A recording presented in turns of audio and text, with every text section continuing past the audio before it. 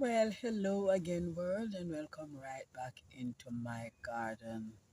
This is Anne from Yard Steading in Jamaica. So,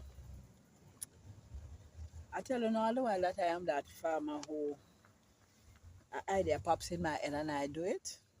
Well, this morning, I took a look at my garlics and I didn't like how they were looking. I've been observing them from the other day and didn't like how they were looking. They looked like they were about to die. And I do not want anything dying on me. So this morning I decided I was going to check on the soil again because I knew it had to do with the soil. Well, what do you know? After not watering those garlics for almost 2 weeks, the soil was still very wet. So I know that I was going to run into deep trouble. There's just too much retention in that soil. So what did Anne do? Well, Anne uprooted every single garlic and replanted them. I'll soon show you where. So at this point in time, um, I suffered a real massive loss in my garden. I know the cats went into the scallion bin, and it appears he went back. So I have no scallion left, and I'm not going to allow the cat to make me swear. So what I have done is to take that soil up as well, and I'm going to be repurposing that soil because I realized too that that soil was a bit dense and whole. I have not watered this soil in what 2 days, and I want you to see the level of moisture in this soil. Yes, I like when the soil retain moisture, but it's kind of a little bit too much. So I know that I have too much manure in there. So I'm going to have to mix this soil in. I'm going to mix some of the peat moss in, but not a lot. I figure out how to balance the thing, the peat moss, and going to be sifting out some more of the. This is sheep manure, coconut coir, and leaf mold combined. It's not a bad mix because it's doing what the soil's supposed to do. It's supposed to, when you squeeze it, it's supposed to clump together like that. And if you put a little pressure on it, it's supposed to disintegrate like this is. So I know it is really not very wrong, but I don't know why it's holding on to so much moisture. I know I want it to hold some, but not so much. I don't want anything to be rotting at the root. And the chance of root rot is real in this kind of an environment. Maybe it is that the holes in the bin not big enough, so it's not draining adequate amount of water. But I deliberately made smaller holes in these planters than the ones that are in the planters that you buy. Reason being, um, I have a water situation on my farm. I don't have water that runs up the side. All the water on my farm is contained in water barrels. Okay? So, you know them black tanks? Yeah, that's what the water is contained in.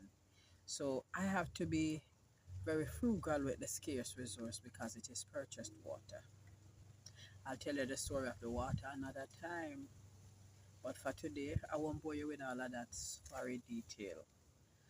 Yes, so I am going to be playing in the dirt for a few. And when I'm done, what I'm going to be doing is to be filling up some of the 1 gallon pots. No, 1 gallon, I mean, not 3 gallon pot. Some of these 3 gallon pots, I filled a couple of them this morning, about five this morning. So I'm going to be filling out the rest when I'm done. So stay tuned.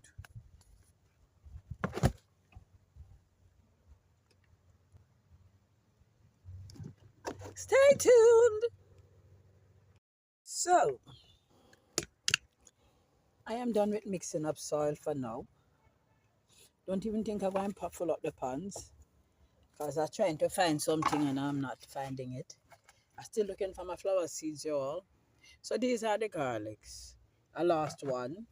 I knew that rotting was taking place. So this is the one that was dead. Yeah, but everybody else have been transplanted. So I have indirectly decided now that I'm going to companion plant garlic with all of my brassicas and tomatoes. Yeah, that's what it is. That's what it is. So this is day number 2 of the transplants and everybody is looking good. I'm so proud of them. I'm so proud of them, y'all. I'm so proud of them. So proud of them. Yeah, I'm proud of them. I'm so proud of them. So since I have transplanted my beets, I want you to see just how much growth I've gone on these in what? So Saturday to Friday, that is what? 7 days, 6 days. 6 days. In 6 days, I transplanted the beets, and that is what I have observed. In 6 days, the growth is astronomical that has taken place in 6 days. All right, so I have highlighted an issue that I'm having. So this wall generates a ton of heat. I think I might have planted the sweet peppers too close to the wall because every day since I've transplanted them and I come up here, them look this wilty. But in the morning, everybody look nice and chirpy. So don't know what I'm gonna do about this, y'all. Don't know what I'm gonna do about this. Don't know, don't know, don't know. That is something I never foresaw. So I planted them pretty close to the wall. There's about 2 inches between each plant and the wall because I planted them that close because I'm trying to maximize on space. It's not working in my favor at all. It's not working in my favor at all. No, no, no. Not in my favor at all. So I scored a couple of bags of chicken manure. So that is 1, 2, 3. And this one is way more broken down than the others. These are almost fresh. So you know these not going to be used. This one has been there for over 6 months. So I'm going to get some more of this on Saturday. Yeah. So that about 3 more bags of this one, the more broken down one. And I'm going to get some of the burnt chicken manure ash because my source from which I get them tend to burn if nobody comes quickly to collect. So I'm going to be collecting some of the ashes to use in my garden. Ha! Yeah, that thing fast track. So, so, so good, your plants. I'm telling you. Let me take you over and show you what's going on in my carrot bin. So here we are at the carrots and they are growing. They are growing. So I found a bit of compost and I added it to the carrot bins. And since I've added it, I'm telling you, the carrots just look so much more alive. Yeah, they're growing and they're growing nicely. And like I said before, I'm not going to be thinning anything right here. I'm going to be leaving it as is. I'm going to tell you a little story that either the cat or the mangoes came into this bin. I put it up here this morning and I did not leave it like that. You know who's not going to stick the man in there? Because I have a feeling it's more the cat than the mangoes. Because that looked like somebody did a number in there and covered it up. I am telling you now. Have I told you about the relationship between me and the cat? Them we do not like one another. All right, so in this particular bin, this morning I sowed some basil seeds. I'm going to be watering you all because the sun really did work today.